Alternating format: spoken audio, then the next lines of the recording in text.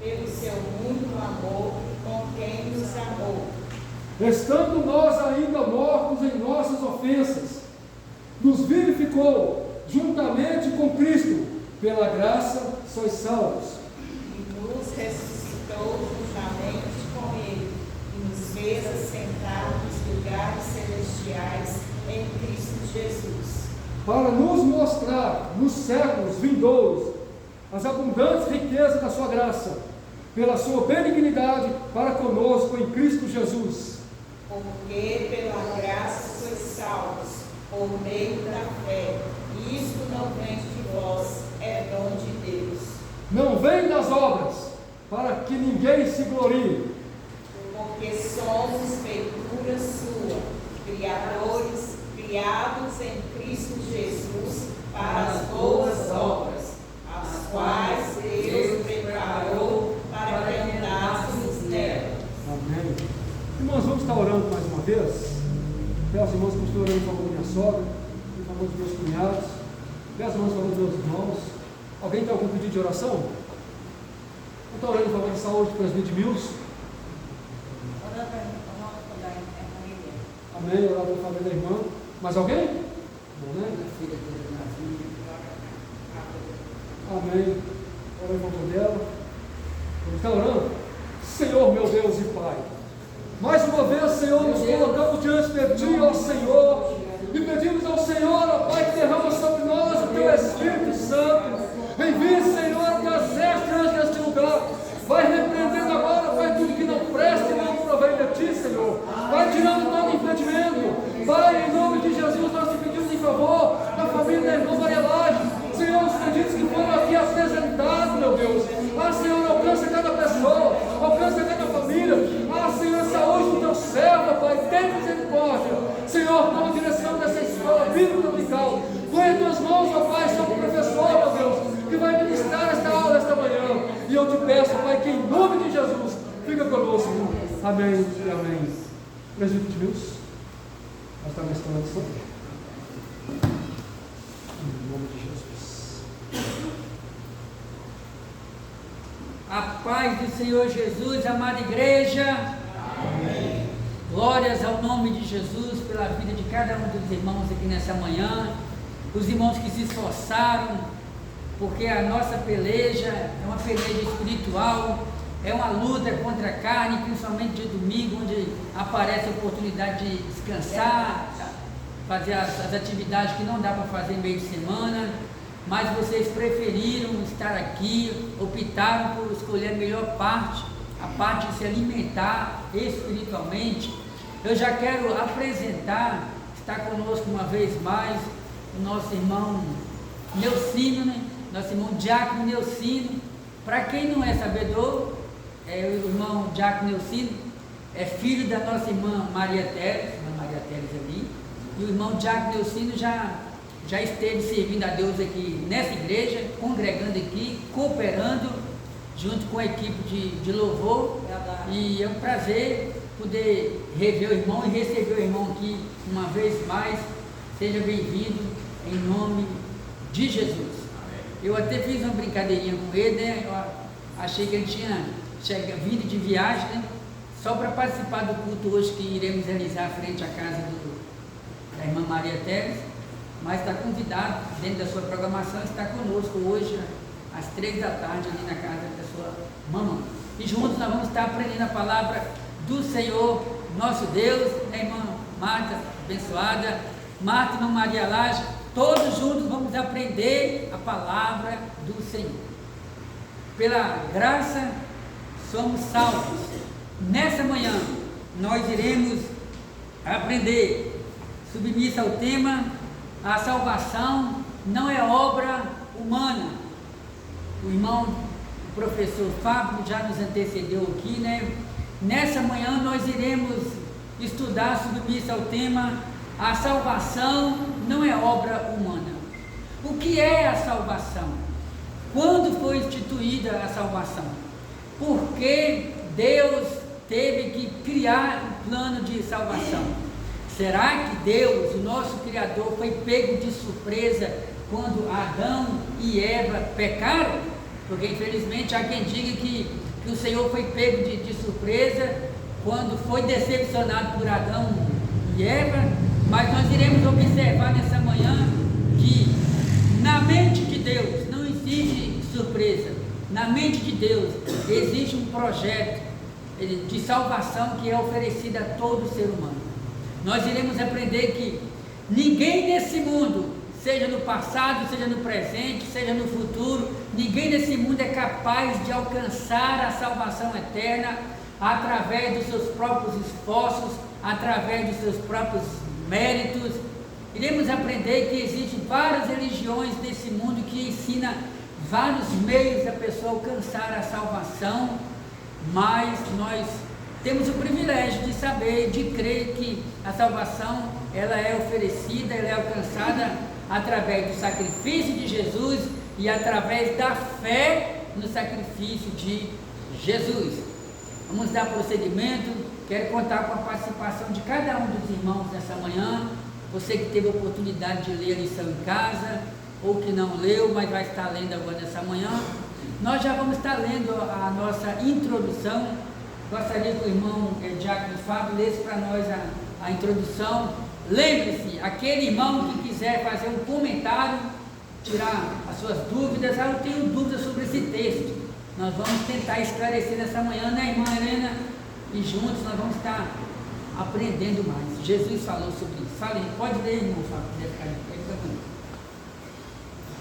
O apóstolo Paulo mostra nessa leitura bíblica em classe o contraste entre o estado espiritual da miséria humana e a restauração, a comunhão com Deus.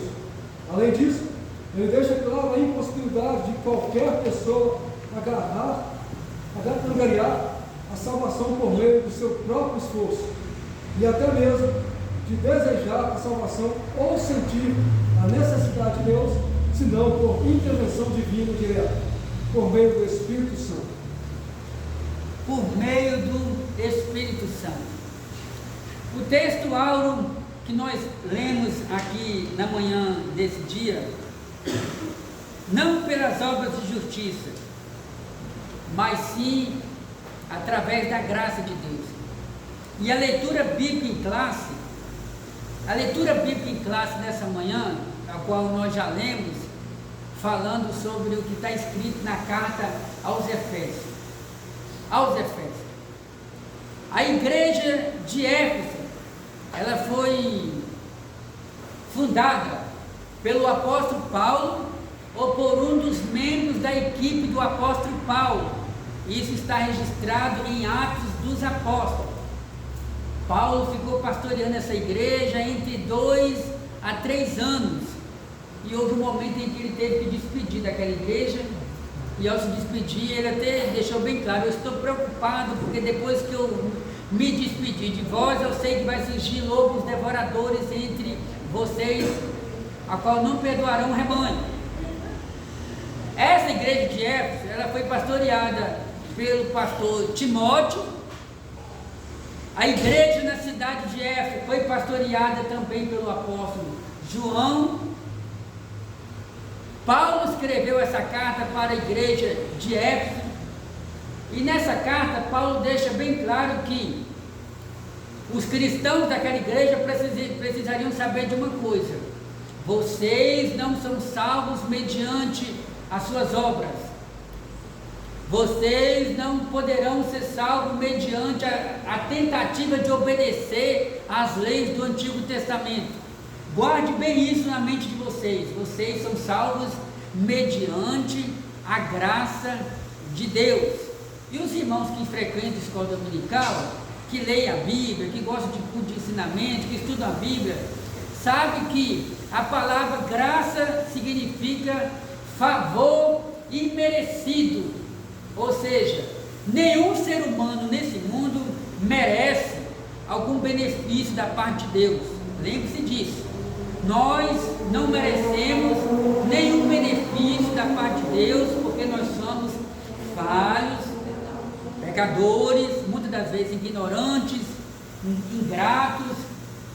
Porém, devido ao sacrifício de Jesus Cristo na cruz do Calvário, o Senhor acaba nos abençoando. Graça, favor imerecido.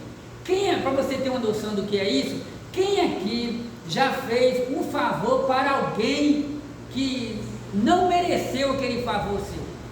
Eu já fiz. Alguém que talvez já emprestou dinheiro para alguém que não merecia? Alguém aqui, talvez você já indicou esse alguém em alguma empresa? Dá oportunidade para essa pessoa. Você não vai falar lá na hora, mas no íntimo você sabe, eu sei que ela não merece, mas por causa dos filhos dela, ou por causa dela, porque eu tenho que amar o meu próximo, eu vou fazer esse favor para essa pessoa. Então assim somos nós. Graça, favor e merecido. Graça é Deus fazendo um favor para nós que nós não merecemos. Então nós não merecemos a salvação, mas Deus, por intermédio da sua misericórdia, por intermédio da sua graça, Ele decidiu nos abençoar. Então o apóstolo Paulo mostra, da leitura que nós lemos aqui nessa manhã, o estado deplorável, o estado espiritual em que nós vivíamos. A palavra de Deus deixa bem claro que, através da desobediência de Adão, todos se fizeram pecadores. Você não precisa ensinar uma criança a pecar. Você não precisou ouvir dos seus pais, é assim que se peca, é assim que faz as coisas erradas.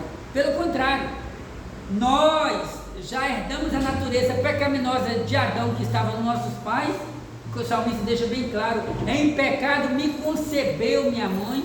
Eu e você, nós fomos gerados no ventre da nossa mãe, já nascemos em pecado.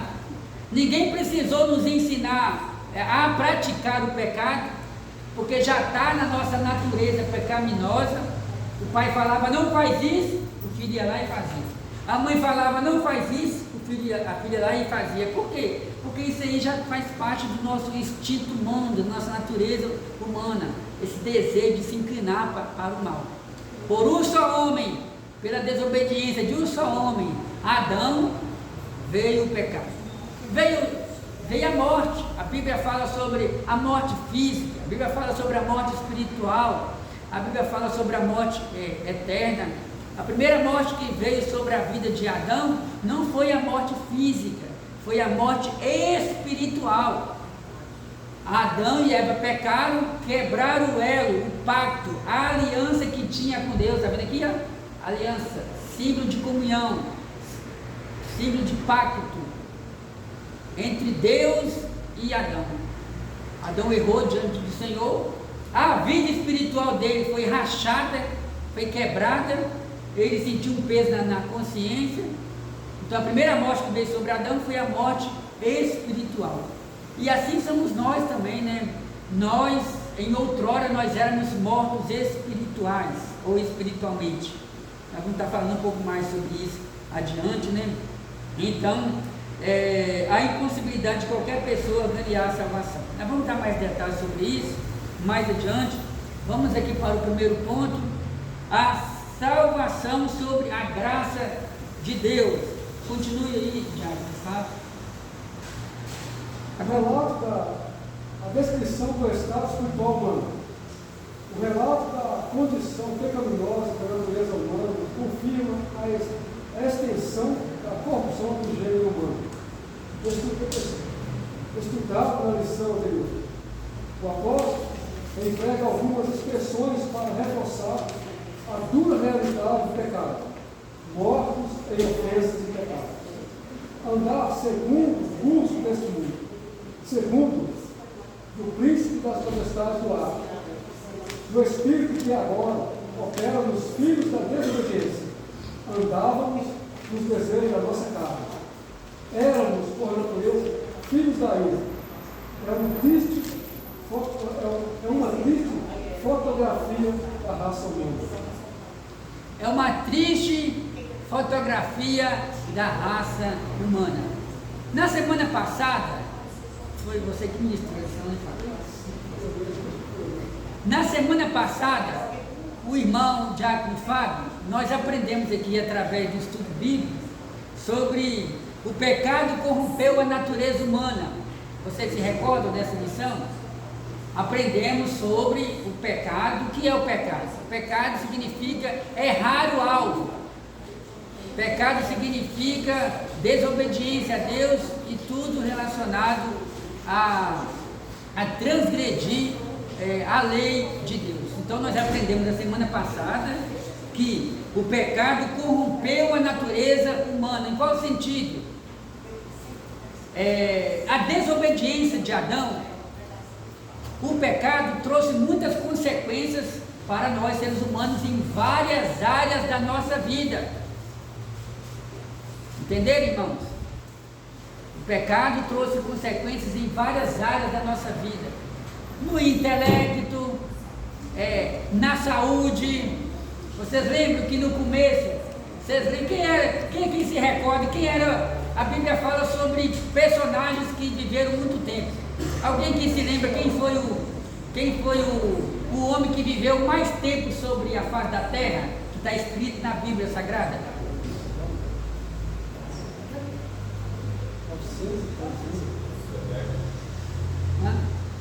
Se alguém quiser procurar, fica à vontade. Está entre,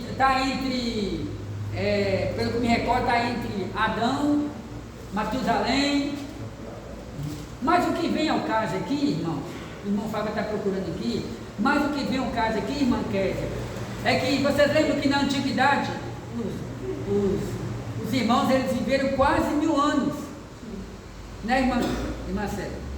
Eles viviam antigamente eles viviam até quase 1000 anos, aí só baixando, 1000 anos, ou cerca de 1000 anos, 800 anos, 500 anos, a quantidade de anos foi só diminuindo. Por quê? Por causa das consequências do pecado. Então, a semana passada nós aprendemos que o pecado corrompeu a natureza humana e trouxe várias consequências para o ser humano. Uma delas foi a quantidade de anos que só foi diminuindo. 500, 400, 300, 200. Moisés chega a dizer que tem um texto bíblico que fala que a quantidade do ser humano é 70, e que se ele chega a 80 já é cansaço, fadiga. Parece que Moisés viveu 120 anos, mas foi só diminuindo a quantidade. Hoje, quando uma pessoa completa 100 anos, a gente fica, hoje em dia, vou dizer, eu não vou bater o martelo e afirmar que dessa geração em diante alguém vai conseguir viver 100 anos, mas nós estamos vivendo um tempo em que nós estamos conhecendo pessoas que estão completando 100 ou 120 anos. Aí a gente fica maravilhado, quando a gente fica sabendo de uma pessoa que tem 100 ou 120 anos, como por exemplo a avó da minha esposa, ela tem 109 anos, e eu louvo a Deus que ela não vive numa cadeira de roda, ela tem até uma saúde melhor do que muitas pessoas, por incrível que pareça, mas é algo raro comparado ao princípio da Bíblia, né? As pessoas viveram com ela. Então a gente vê aí as consequências do pecado. Hoje, como é que é? Ela mora no Birité, morava no interior, mas não tinha mais condição de, chega a idade, tem que estar perto de pessoas que tenham condição de cuidar. Bom, Gênesis capítulo 5, versículo 5 em diante, fala que, e foram os dias de Adão, e foram todos os dias que Adão viveu 930 anos e morreu. Agora Matusalém, versículo 27, no mesmo capítulo, e foram todos os dias de Matusalém 969 anos e morreu. Então foi Matusalém que viveu mais. Quase 1000 anos. Quase 1000 anos. Então, meus amados, a lição está nos mostrando que veio muitas consequências sobre a raça humana devido ao pecado. O amor do ser humano foi diminuindo cada vez mais por Deus e pelo seu próximo. A saúde das pessoas que viviam no passado era uma saúde melhor do que das pessoas da atualidade. Tanto é que hoje você vê uma farmácia quase em toda esquina. Antigamente não tinha tanta farmácia igual existe hoje. Fui até numa cidade lá no Goiás, uma pessoa até comentou comigo que lá tinha uma farmácia quase em toda esquina, a preocupação com a saúde. E tem a questão moral, vícios e assim por diante. Então, a salvação debaixo da graça de Deus. A descrição do estado espiritual humano. Então, a expressão de mortos em ofensas. Paulo diz que nós estávamos mortos em ofensas. Nós estávamos mortos nos nossos próprios delitos, nos nossos próprios pecados. Irmãos, nós estávamos mortos espiritualmente, distante da graça de Deus. O salmista ele diz que Deus, olhando para a terra, não viu um justo sequer. O apóstolo, o profeta Isaías, no capítulo 59, ele diz que a mão do Senhor não está encolhida para que não possa salvar. Nem os seus ouvidos estão fechados para não poder ouvir. Mas as vossas iniquidades, as nossas iniquidades fazem separação entre nós e Deus, ou entre vós e o vosso Deus. Nós estávamos mortos nos nossos próprios delitos, pecados. Lembra que eu falei que quando Adão pecou, trouxe 3 tipos de morte? A primeira morte é essa morte espiritual. É uma morte que alcançou todo o restante da humanidade. As pessoas olhavam para nós, né? Nós estávamos vivos fisicamente, mas por dentro estávamos mortos espiritualmente nos nossos próprios pecados. É uma dura realidade. Não há ninguém que possa bater no peito e dizer: eu não sou pecador, eu sou justo, não existe falhas em mim. E aí, isso aí os irmãos já estão cansados de saber. Segundo, olha o que Paulo diz: mortos em ofensas de pecado, andando segundo o curso desse mundo, segundo o príncipe das potestades do ar. Então, Deus, Ele abriu os nossos olhos espirituais. Em outrora, nós andávamos segundo o curso desse mundo. E como é o curso desse mundo? Como esse mundo anda? Esse mundo anda segundo o príncipe das trevas. Esse mundo procura abraçar tudo aquilo que o diabo apresenta. Se o diabo apresenta uma música profana, o mundo vai lá e abraça. Se o diabo apresenta um estilo de roupa diferente, o mundo vai lá e abraça. Inclusive, irmãos, alguns daqueles que são considerados os melhores estilistas do mundo, pessoas que desenham roupas, pessoas que trabalham na área de confeccionar roupa, alguns dos melhores, ou alguns daqueles que são considerados os melhores estilistas do mundo, são homossexuais. Pessoas que desenham modelos de roupa, muitas das vezes, segundo aquilo que eles gostam, segundo aquilo que eles acham que vai agradar a maioria. Então as pessoas estão andando segundo o curso desse mundo, segundo aquilo que agrada os olhos, os ouvidos, as mãos, os pés. O apóstolo João, ele escrevendo uma carta falando sobre ter cuidado com o curso desse mundo, ele diz: não ameis o mundo, nem o que no mundo há, porque quem ama o mundo, o amor do Pai não está nele. Porque as concupiscências desse mundo passam, os desejos desse mundo passam, mas aquele que faz a vontade de Deus permanece para sempre. Salomão, escrevendo em um dos seus provérbios, ele diz que os olhos não se cansam de ver. E o que a gente vê hoje, muitas das vezes, são coisas que existiam no passado, mas que o diabo trouxe novamente para a realidade com uma outra roupagem. Ou você nunca viu alguma coisa diante de você, os olhos, e de repente você imaginou: quando eu era adolescente eu já vi essa moda, quando eu era adolescente eu já vi esse tipo de roupa, quando eu fui jovem eu vi esse tipo de música, e agora está aparecendo, está surgindo com uma nova roupagem, modelo de roupa, como por exemplo, vamos citar uma moda aqui.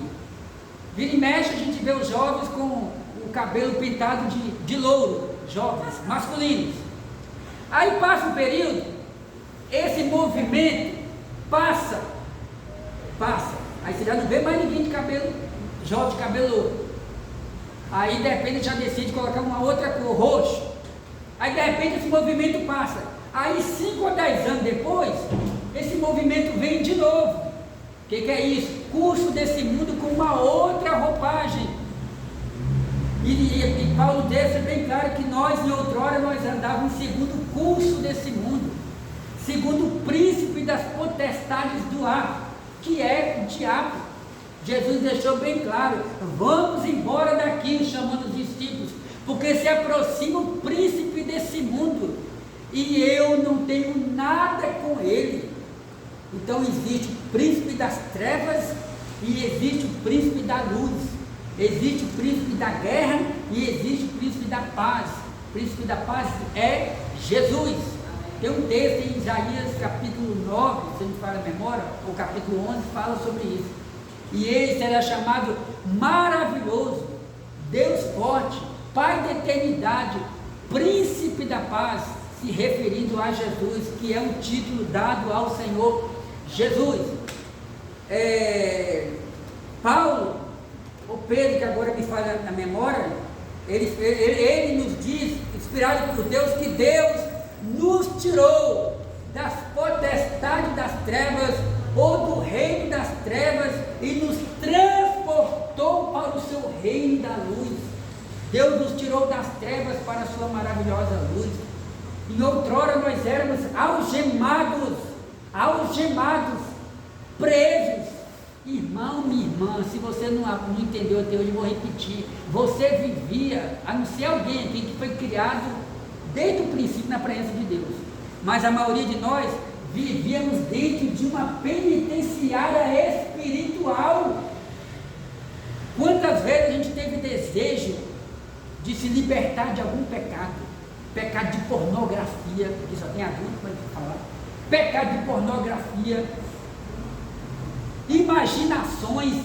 Em outrora, a maioria de nós, da nossa mente, só passava desejos pecaminosos, vícios, desejo de agradar a carne, a natureza pecaminosa, viver um momento prazeroso por um instante, distante de Deus, segundo o príncipe das trevas, segundo o curso desse mundo. Nós estávamos mortos em nossos pecados. Um morto não consegue, uma pessoa morta, está lá, um morto espiritual, está morto, uma pessoa morta. Tem olhos, mas não vê, acabou, cessou, parou de bater o coração. Aí não adianta nem mais chamar o SAMU, nem os médicos, tem que chamar o pessoal lá do IML, porque foi detectado que estava morto. Mas Deus, que é riquíssimo em misericórdia, nos ressuscitou. Paulo diz que Deus nos ressuscitou e nos fez assentar nos lugares celestiais com Cristo. Esse assentar nos lugares celestiais fala da nossa comunhão com Deus e fala da vida eterna, onde estaremos eternamente com o Senhor nas mansões celestiais, através da grande e infinita misericórdia do Senhor Jesus. Nós andamos nos desejos da carne, nos desejos da natureza pecaminosa. Paulo, escrevendo a sua carta aos Gálatas, no capítulo 5, a partir do versículo 15, ele fala sobre as obras da carne e as obras do Espírito. Carne aí significa natureza pecaminosa. Obra da carne: fornicação, inimizade, vícios, homossexualismo. Fala mais aí, me ajuda aí. Paulo citou só alguns, porque as obras da carne são muitas obras, né, Diário? Quando alguém deseja o mal do próximo, já é uma obra da carne. Quando alguém paga e não se esforça para pagar, obra da carne. Quando alguém leva desaforo para casa, obra da carne, que a gente não deve guardar mágoa de ninguém, é difícil, mas a gente tem que pedir a graça de Deus. Então existem muitas obras da carne que acompanham a natureza pecaminosa, mas lá fala sobre as obras do Espírito: paz, amor, fé, perdão, benignidade, capacidade de perdoar, longanimidade. Alguém sabe o que é longanimidade? Longanimidade significa tardio em irar-se. Tem um dos frutos do Espírito Santo também chamado de temperança, que é quase idêntico à longanimidade. Temperança significa domínio próprio. Quando o crente não tem domínio próprio, ele acaba realizando as obras da carne. O que é falta de domínio próprio? Falta de domínio próprio é quando a pessoa é descontrolada em tudo, ele quer agir pela razão, quer agredir, quer discutir, e assim por diante. Então, obras da carne. E por outro lado, então, o crente ele tem que ser longânimo. A Bíblia fala que nós fomos alcançados pela longanimidade de Deus.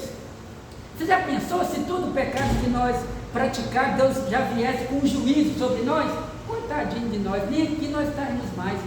Mas a longanimidade de Deus, que significa que Deus ele é tardio em graça, ele vai dando oportunidade. Vamos prosseguir aqui. Algo acrescentar, Diácono Fábio? Não. Agora vamos passar para os irmãos que estavam lendo, viu, irmão Fábio? Irmã Thaís, por gentileza, lê para nós aí. Mortos em ofensas e pecados.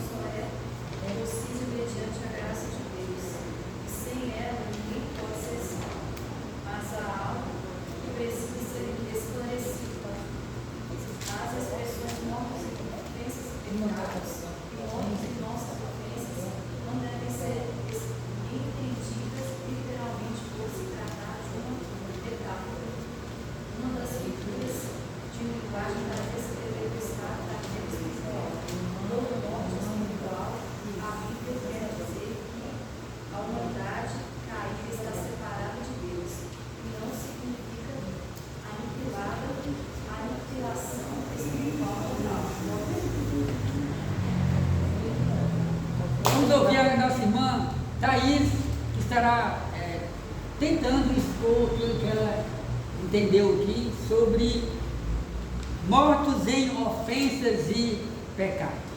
Ou você prefere continuar ouvindo aqui os irmãos? Continuar ouvindo os irmãos, né?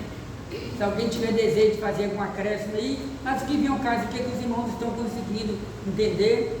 Então, mortos em ofensas e pecado. Era a condição espiritual dos crentes da igreja de Éfeso antes de ter encontro com o Senhor nosso Deus.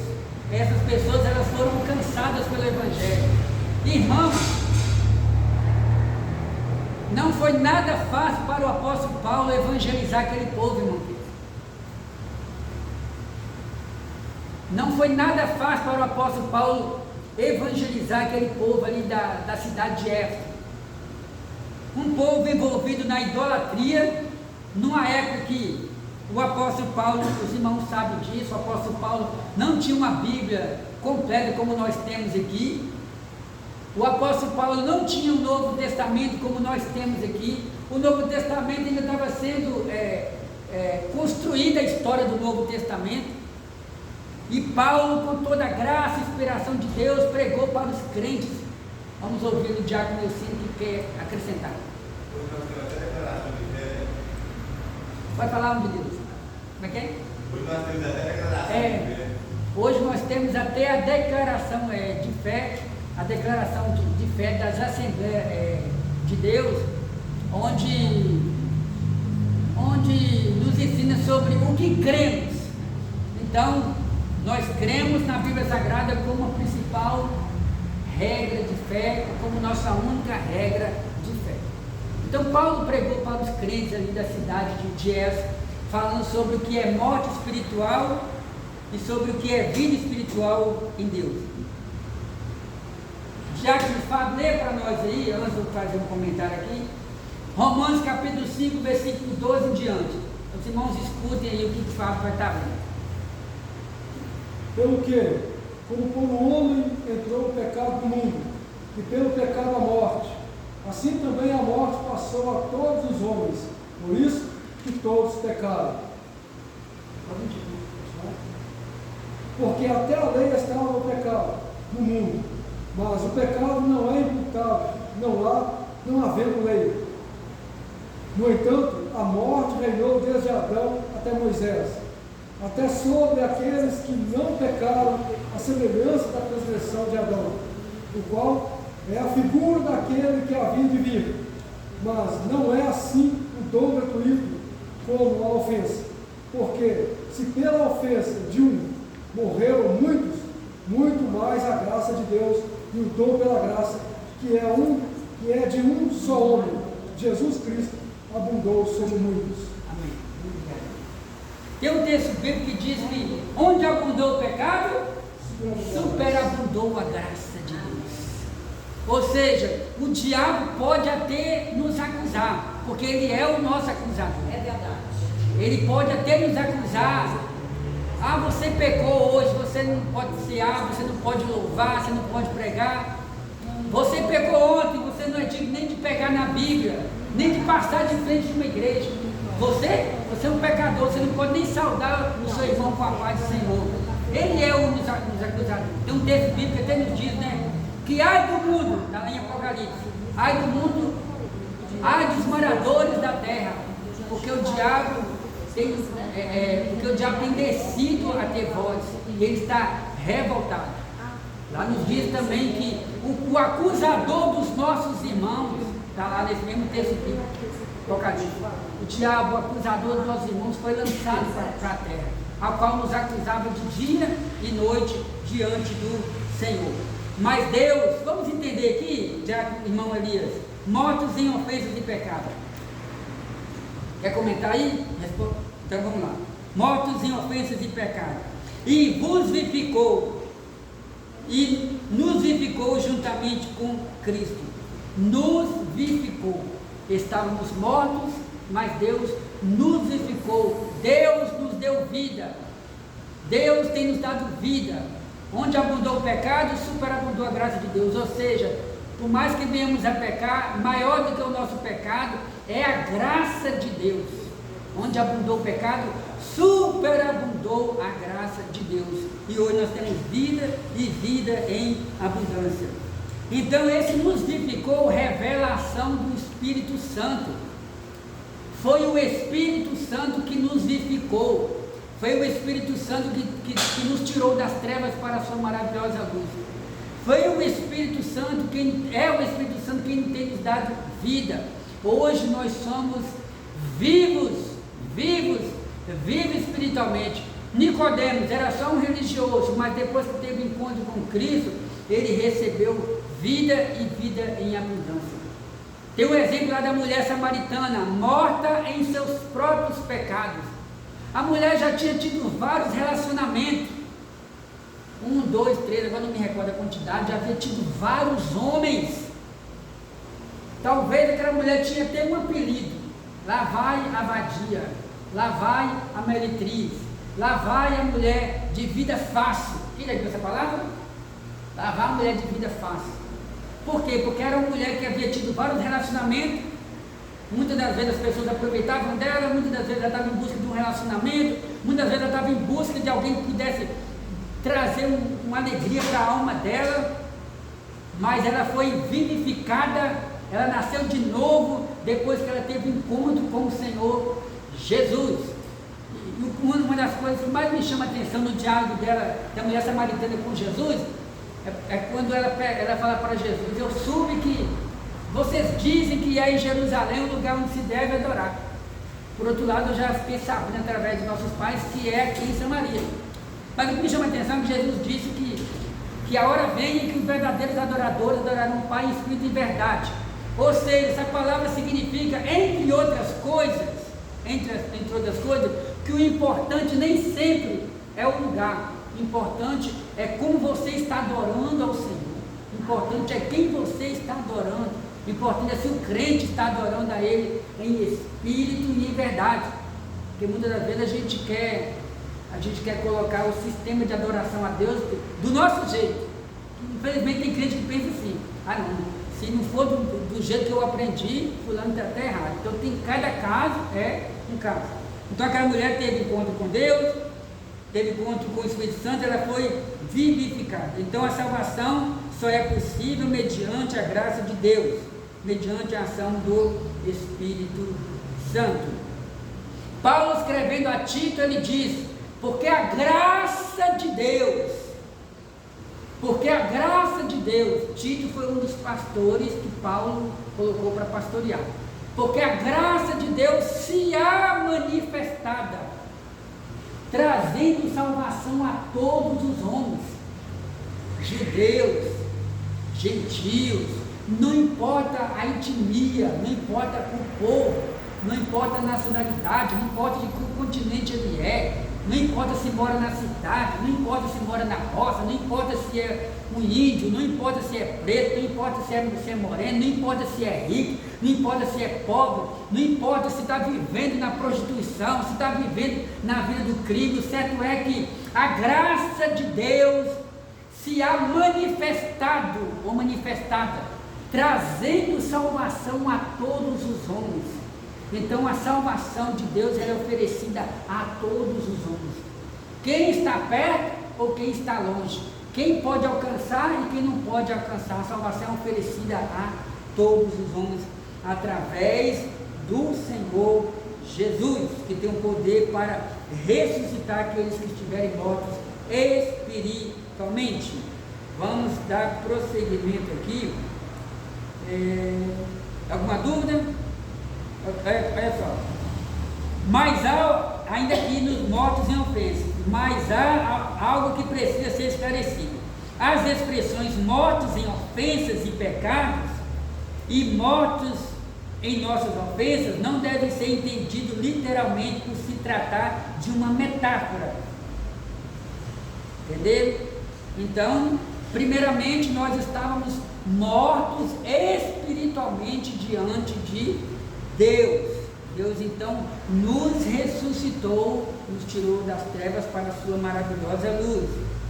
Não deve ser entendido literalmente por se tratar de uma metáfora. Uma das figuras de linguagem para descrever o estado de queda espiritual. Então, em outrora nós estávamos caídos espiritualmente. Quantas pessoas estão caídas espiritualmente? Você fala de Jesus, parentes nossos, pessoas que foram muitas das vezes criados no Evangelho, e muitas das vezes a pessoa não quer vir para Jesus, irmã Célia. Não é porque a pessoa é incrédula, não é que a pessoa não quer, não é porque a pessoa te acha chata, é porque a pessoa está caída espiritualmente e está sem força para se levantar. Quantos ex-pastores, ex-missionárias, homens que antes da nossa geração, antes do nosso tempo, em outrora, arrastavam multidões através da palavra do Espírito Santo para a presença de Deus, mas hoje estão lá estacionados. Muitas das vezes não estão desviados. Existem alguns que não estão desviados, querem voltar, mas estão sem forças. Outros estão desviados, caídos espiritualmente, mas não têm força para se levantar. Estão mortos em ofensas, mortos em pecados. E aí carece da igreja, na medida do possível, tendo oportunidade, orar por essas pessoas, insistir em oração para Deus estar trazendo elas, para Deus estar criando oportunidade, para estar levantando essas pessoas. E não são poucas não, são muitas. Há quem diga que um dos lugares que existe mais pessoas mortas em pecados é nos presídios, dentro das penitenciárias. Quantas pessoas que aqui fora serviram a Deus, mas tropeçaram, caíram espiritualmente, se envolveram numa cilada, porque o que o diabo gosta de fazer é colocar ciladas na vida de um desviado, para ceifar logo a vida dele. Aí está lá dentro dos presídios muitos que serviram a Deus aqui. E que às vezes, quando os irmãos vão pregar nos presídios, muitos deixam bem claro: eu sou um desviado, estou aqui porque eu tropecei espiritualmente. Ora por mim porque eu quero voltar para Jesus. E aí a igreja tem um papel de orar. A exegese dos versículos 8 e 10.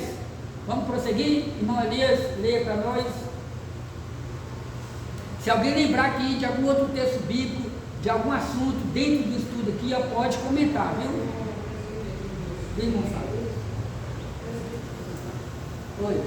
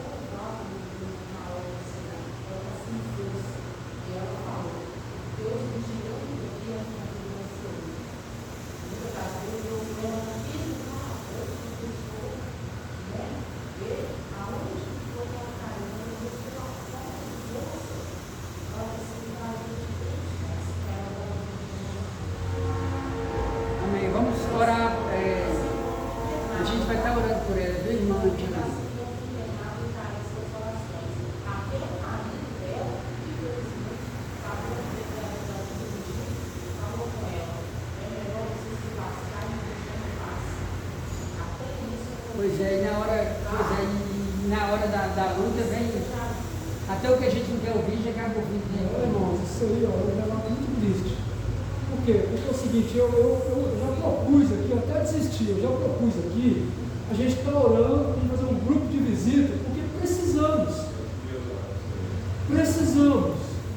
Ah, mas só porque o irmão Fábio está no auge da vida espiritual, que eu não preciso de uma visita. Eu preciso de alguém na minha casa para orar. Ah, o relato da irmã Edilane aí. Então, irmãos, eu ouvi muito isso do irmão Edilane. Ah, irmão, você tem que ir para o inferno. Eu já vim cá pregar para vocês, mas você vai para o inferno, então. Acabou sua vez, esse é o problema, é seu. E se eu falei para Deus, se o Senhor for permitir que eu volte para desvio, tira meu fogo de vida, eu não quero mais. Porque, irmãos, ser humano é fraco. Nós somos uma matéria feita de barro. Verdade. Sabe? Eu não sou super-homem, não. Ninguém aqui é super-meu, super-girl. Então eu propus, eu falo, só que o que aconteceu que eu desisti? Por que eu desisti? Porque, por exemplo, eu quero fazer assim, ó, vamos orar, pedir a Deus um grupo de visita, para Deus orar, para um está ajudando o outro. Para um está ajudando, por quê? Porque existem necessidades. Outro dia eu falei assim, mas como que eu vou chegar para o irmão e falar, irmão, pequei?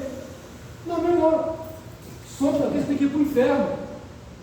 É isso que acontece, não pode ser assim. Não pode. Porque outra coisa também, eu falei para o irmão, vamos visitar, eu falei, então, a igreja está cansada de ir lá visitar esse irmão, não adianta pelejar para ele mais não. Meu irmão, eu fui para casa chorando, falei, quer saber, eu vou largar algo. Tem tanto nos corações, só tem. Não sei, você está com ele aqui? Irmãos, aqui, essa questão do diácono levantando é muito importante, porque a igreja muitas das vezes pensa assim, já cansamos de visitar fulano e tal, e fulano e tal não toma uma decisão, não muda. Primeiro, o amor não pode se acabar mediante a isso. Entendeu? Devemos visitar sim. E muitas das vezes o que acontece é o seguinte, às vezes os irmãos perguntam para o fulano de tal, às vezes está afastado, às vezes está parado, pergunta se quer visita. Eu, tipo assim, já tive momentos que eu tive de afastar, e se perguntasse para mim se eu quisesse, se eu estava querendo visita, eu ia falar não. O pastor, ele teve a decisão de não me visitar. Vamos lá visitar o Elias. Está entendendo? Aquilo deixou muito comigo. Por quê? Muitas vezes a pessoa está numa fase que de fato não quer visita. Mas devemos ir com cautela, com sabedoria, para não tomar o tempo da pessoa também, não fardar a pessoa, tá entendendo? Chega lá, ministra uma palavra rápida, tá entendendo? Canta um louvor, ministra uma palavra rápida, e Deus faz a obra desse jeito. Mesmo que a pessoa talvez não queira visita, a igreja deve visitar. É muito importante ter uma comissão de visita numa congregação. Nós vamos estar conversando a respeito disso aí. É porque, irmão, deixa eu explicar só. Não consegui, aqui no segundo. É porque é o seguinte, irmão, eu falo para você, irmão Fábio, você está querendo ligar para as pessoas para falar que você está me visitar. Aí aconteceu comigo, irmão, eu bati na porta da casa da pessoa, a pessoa não pode me receber. Eu quero o telefone das pessoas, por quê? Irmão, você deseja visita? Sabe? Porque eu bati, não fui recebido em 3 casas. Eu não fui recebido. Não é porque eu não quero me receber, é porque não pode me receber. Está ocupado com alguma coisa, por isso que eu liga, avisa, conversa com o irmão, faz uma conversa com os irmãos, querem visita? Vamos lá, vamos agendar o dia. Irmãos, eu trabalhei com visita lá no Jardim Industrial. Muitas pessoas retornaram para a igreja que estavam estacionadas, que não tiveram força. Jesus abençoou e levou para a igreja de volta. Glória a Deus. Não estou falando para gloriar, não, porque quem faz é Deus, não é eu não. Mas é um serviço, é um trabalho que eu gosto de fazer. Mas eu preciso da permissão do irmão para entrar na sua casa. Eu vou pagar preço em favor dos irmãos. Eu estou em oração. Eu quero ver a igreja bem. Eu quero ver os irmãos bem. Eu quero ver os irmãos pelo mesmo patamar que eu estou, porque eu tenho vontade de servir ao Senhor. É assim que eu gostaria, irmão Elias. Pode concluir. É que eu, engraçado, ontem eu estive conversando com um pastor também, que assumiu a região do Renascer. Falando que pegou uma congregação também bem assim, como podemos dizer, uma pessoa bastante reduzida. Muitos irmãos tinham subido a congregação. No trabalho que a qual ele fez com que a congregação reavivasse novamente foi esse, visita. O que acontece? Ele chamou as pessoas que congregavam lá, vocês conhecem quem está afastado do evangelho? como capacitar. Através de visitas, ele conseguiu fazer com que a congregação tivesse novamente um número considerável de pessoas. Ele conseguiu resgatar muitas pessoas. Então, a visita é essencial na congregação. É muito importante, né, irmãos? Agradeço a participação, os comentários dos irmãos. Depois nós vamos estar sentando para estar conversando a respeito do irmão Fábio. Vamos dar prosseguimento aqui. Meus amados irmãos, eu havia dado boneco para alguém, irmão Elias? Pode ir.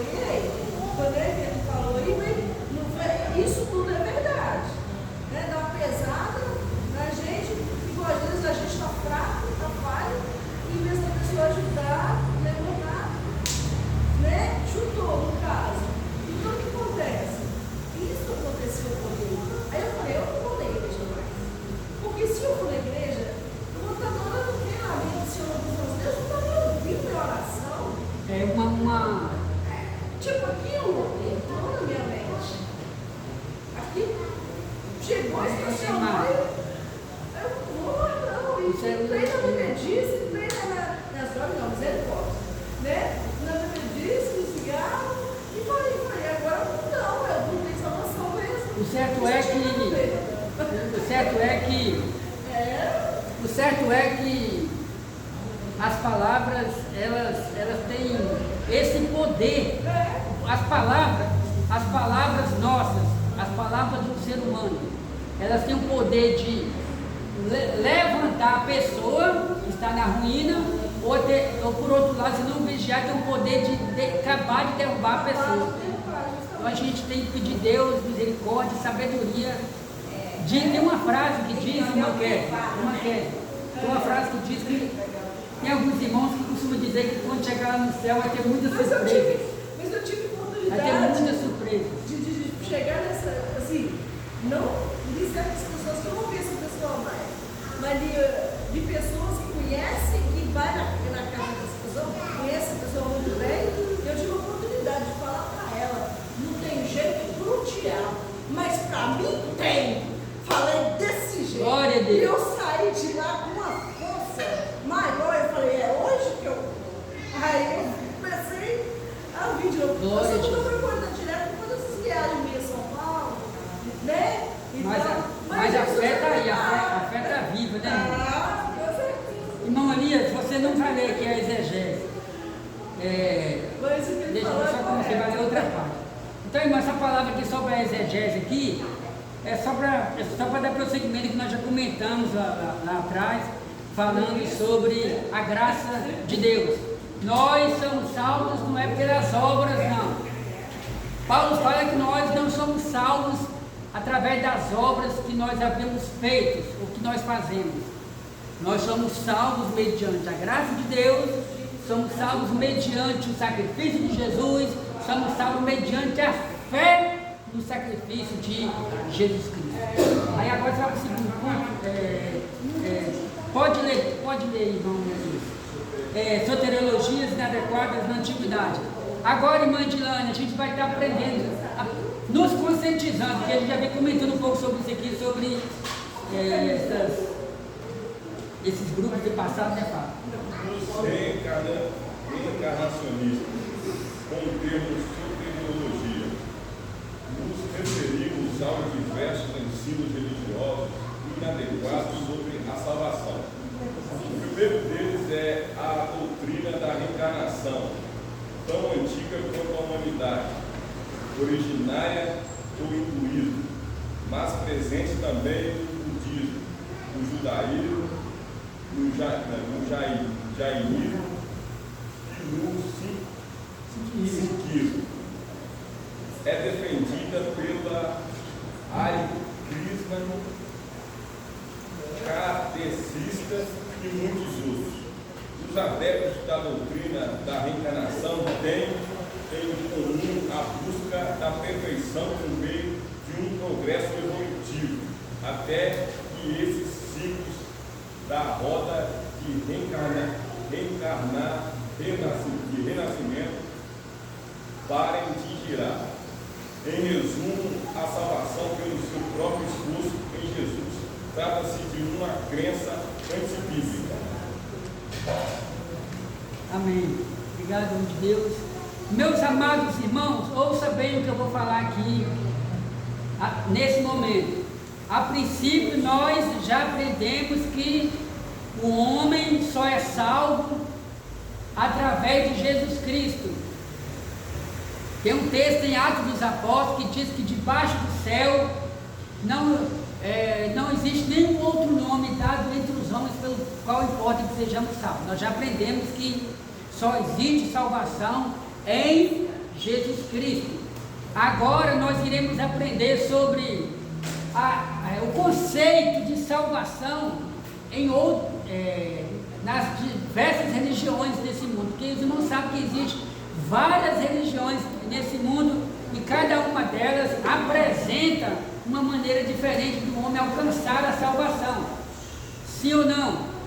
Como por exemplo, o catolicismo. Dentro das doutrinas do catolicismo, existe uma doutrina que se prega com relação à salvação, que é o purgatório. Ou seja, ensina-se dentro da doutrina católica que o indivíduo, ele pode ter sido o que for aqui na terra, ele pode ter pecado, ele pode ter errado, ele pode ter adulterado, ele pode ter praticado qualquer tipo de pecado, mas que ao morrer, a alma dele vai passar por um processo chamado de purgatório, e depois que ele passar por esse processo chamado de purgatório, aí sim ele vai alcançar a vida eterna.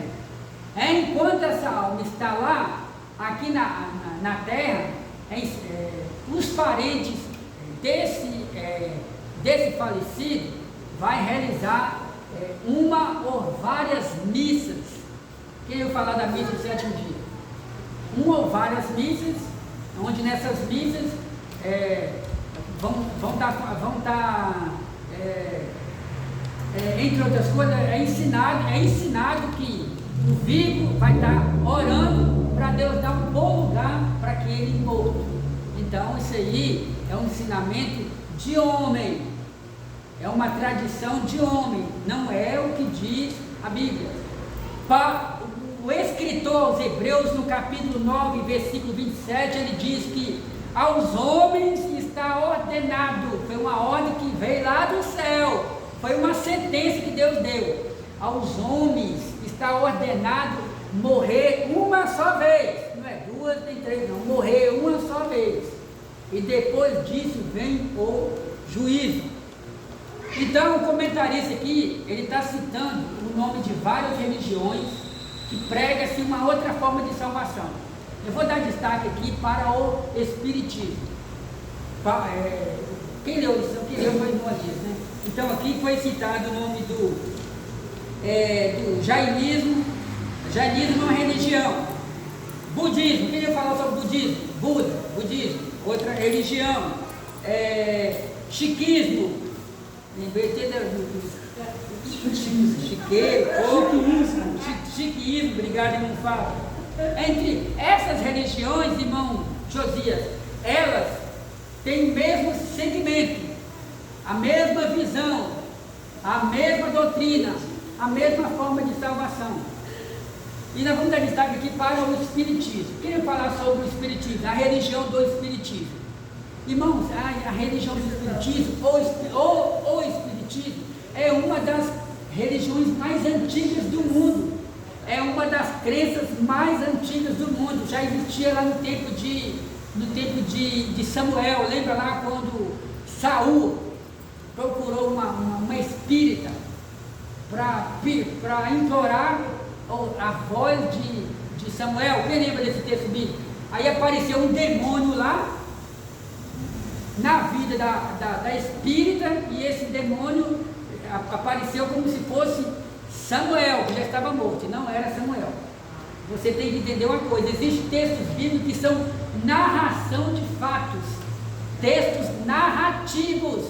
É o autor comentando ou falando algo que aconteceu. Não significa que aquilo ali realmente é uma doutrina. Está na Bíblia a questão do Espiritismo, está na Bíblia a questão de Deus condenando o Espiritismo. Então, nos tempos modernos, existiu um indivíduo chamado Allan Kardec. Ele foi o principal divulgador do Espiritismo. E o que o Espiritismo ensina? O Espiritismo não ensina a salvação em Jesus Cristo como é ensinado na Bíblia, como nós cremos e como nós pregamos. O Espiritismo ensina-se que se a pessoa quiser ser salva, ou a pessoa só é salva depois que ele passar por vários processos de reencarnações. Como, por exemplo, o Espiritismo ensina-se que se uma pessoa está sofrendo nessa vida, é porque em outra vida passada, deve que ele fez mal para alguém, o seu pai, a sua mãe, para algum parente, e por isso ele está sofrendo nessa vida atual. O Espiritismo é capaz até de acreditar e pregar que, se for preciso, a pessoa que morreu pode vir encarnada até em um animal, se for o caso. Mas o certo é que, para ele ser salvo, ele tem que passar por vários processos de reencarnações. Não só o Espiritismo, mas outras religiões que têm o mesmo segmento. Então esses ensinamentos estão divorciados de Jesus. Quando uma pessoa separa da outra, está divorciada, está separada. Então esses ensinamentos estão divorciados do verdadeiro ensinamento de Jesus. Só um minutinho, Matheus. E por incrível que pareça, irmãos, o Espiritismo, eles usam textos bíblicos e alguns irmãos dizem que é texto isolado, mas não são textos isolados, para criar uma doutrina. E um dos textos bíblicos que o Espiritismo mais usa para fundamentar sua crença na reencarnação é aquele texto de João capítulo 3, quando Jesus fala para Nicodemos, você precisa nascer de novo. Aí o Espiritismo interpreta aquele texto de uma outra forma. Ou seja, eles pregam e interpretam que Jesus estava dizendo que Nicodemos precisava renascer de novo para encontrar a salvação. Mas a minha prima da minha mãe, ela falou, ela tem uns netos, ela rapidinho, que aceitaram o Senhor Jesus da cidade. Ela falou, eu morro no Espiritismo. E eu não vou aceitar amor, porque eles têm um tal de karma, parece. Aí eles têm que vir, né, resolver o karma deles, até resolver as pendências dessa vida. Então, irmãos, não temos tempo para aprofundar, mas deu para os irmãos entender que qualquer religião desse mundo que ensina outro meio de salvação, que não seja através de Jesus Cristo, estão divorciados. Esses ensinamentos estão divorciados, estão separados do verdadeiro ensinamento de Cristo, estão entrando em choque.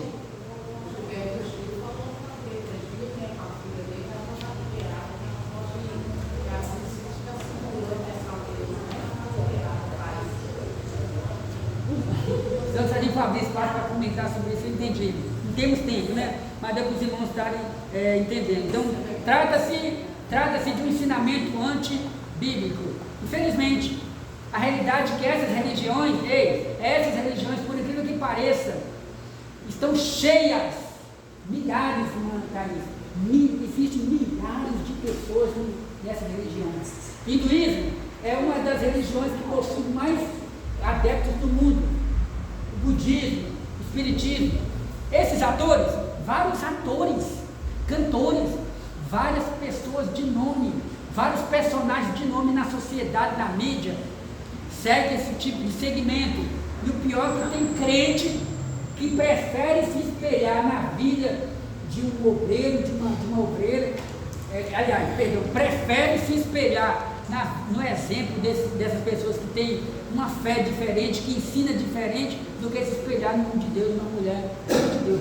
Tomemos muito cuidado. Tem muito crente aí, seguindo nas redes sociais, pessoas de renome, e esquece que muitas das vezes as pessoas trazem um ensinamento diferente daquilo que ela tem, e acaba que muitos, por não ler a Bíblia, acabam sendo arrastados por esse segmento. O tempo, os Galacianos, vou resumir aqui.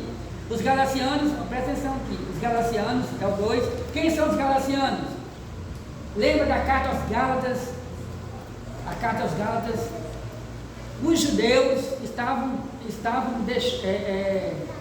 querendo deixar o evangelho, estavam se tornando legalistas, ou seja, no tempo do apóstolo Paulo, muitos judeus, Marta, queriam servir a Deus, mas queriam continuar praticando algumas obras da lei.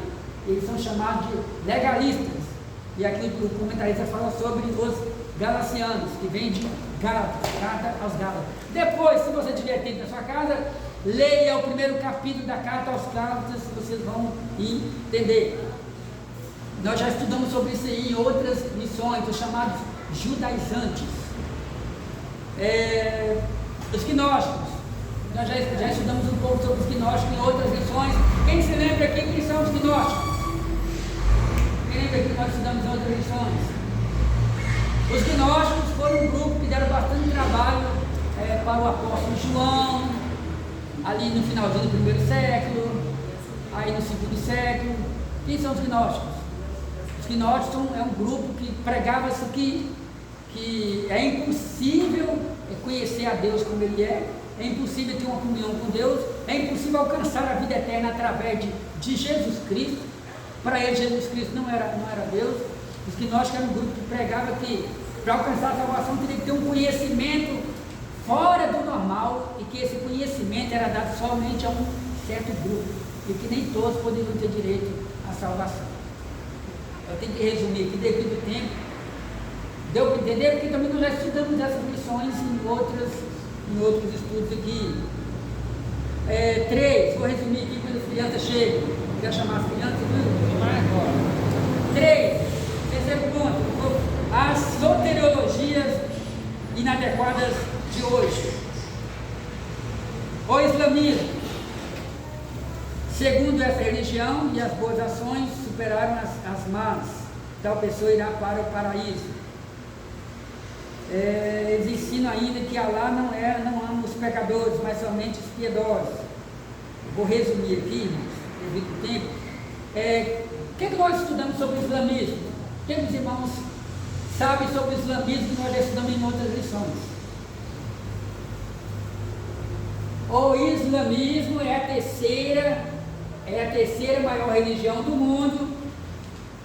Primeiro. Segundo, o islamismo ensina que a salvação não é oferecida a todos os homens. O islamismo ensina que a salvação não é dada ou não é oferecida a todos os homens. É oferecida apenas àqueles que fizeram o bem. Eles têm um livro chamado Alcorão, e nesse livro tem um versículo lá que ensina que a salvação de Deus não é oferecida a todos os homens, é oferecida somente a um grupo, somente aqueles que fazem o bem. Mas por outro lado, nós aprendemos que a salvação é oferecida a todos os homens. Sim ou não? Ouça bem aqui, já que o irmão chegou ali, né? Vou ler aqui, Só no campo soteriológico. Segundo essa religião, se as boas ações superarem as más, tal pessoa irá para o paraíso. Lembra da guerra que está acontecendo lá entre o Estado Islâmico e os judeus? Lembra? Lembra da irmã Thaís? Quem já viu na televisão, nos rádios, alguns rádios, várias pessoas que já foram mortas pelo Estado Islâmico, cortaram o pescoço das pessoas inocentemente. Eles aprenderam que agindo dessa maneira, onde alcançar a salvação. Vamos sentar aqui, ó, desse lado. Queria ter tempo para me explicar aqui, mas nós não temos tempo. Mas o certo é que a salvação é através do sangue de Jesus. Vamos esperar as crianças chegar. Aqui fala sobre a testemunha de Jeová, nós já estudamos sobre isso. E também sobre o mormonismo. O irmão Flávio já nos trouxe um estudo sobre isso em outras lições. Não foi possível nós comentarmos tanto, irmão Alívio, não foi possível a gente comentar tanto aqui sobre os outros textos, sobre os outros subtemas, menos mal que nós já estudamos, inclusive o irmão Flávio já falou sobre isso em outras lições. Vamos estar ouvindo, vamos passar a oportunidade para o irmão Mateus.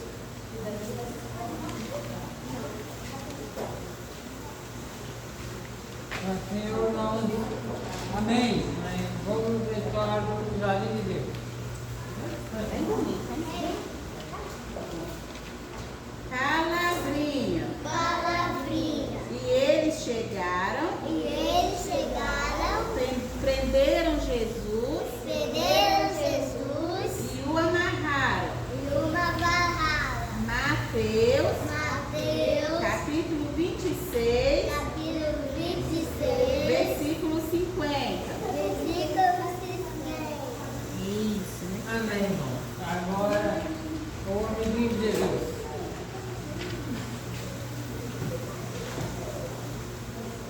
Memorizando, vocês são o povo de Deus. Ele os amou e os escolheu para serem dele. Colossenses capítulo 3, versículo 12. Amém, irmãos. Agora, semeadores. Lá não teve a nossa não, né? Lá foi outra classe. Teve a... Vai ter nos outros Israel. Vamos a Deus. Amém? Ó, texto, ó. Não pelas obras de justiça que havemos feito, mas segundo a sua misericórdia, nos salvou pela lavagem da regeneração e de renovação do Espírito Santo. Tito, capítulo 3, versículo 5. Amém, irmão. Dou-lhe o relatório. Jardim de Deus, multiplicado 8, 23, 35, vista 0, total 5, dia 13, vista 5, oferta 90 centavos. Deus abençoe. Amiguinho de Jesus, multiplicado 7, 24, 33, vista 1, que o Érico, amigo do... Está por aí, amigo do Enzo, total 4, 24, oferta 40 centavos. Semeador e Mirim, multiplicado 3, 21, presente 2, portanto 0, total 2, dia 1, revista 1, oferta 2 reais. Santo Israel, multiplicado 35, revista 20, audiente 22, presente 13, visitante 2, no ensino, viu? Nossa aqui,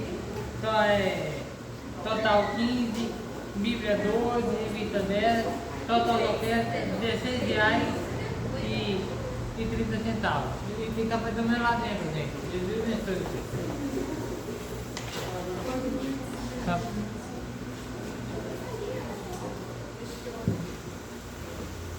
Maravilha de Deus. Não, total oferta 19 e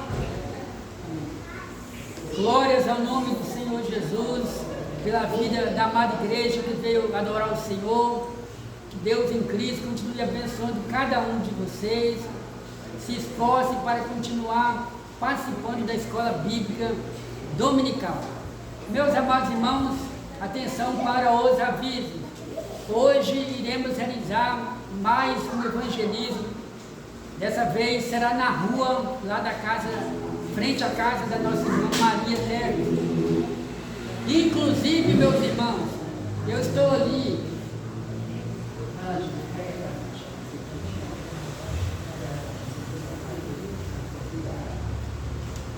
Inclusive, meus amados irmãos, eu quero contar com o máximo de irmãos hoje para a gente estar realizando esse evangelismo.